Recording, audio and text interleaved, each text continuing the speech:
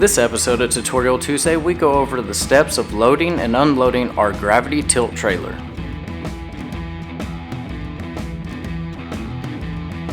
First, you'll need to open the valve and pin latch to the lower slot.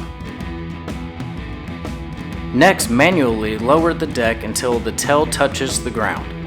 Close the valve, then load your equipment until weight transfer occurs.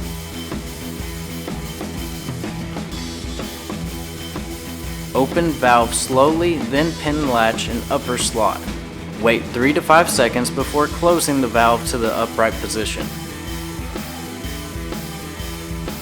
To unload, begin by pinning the latch in the lower slot.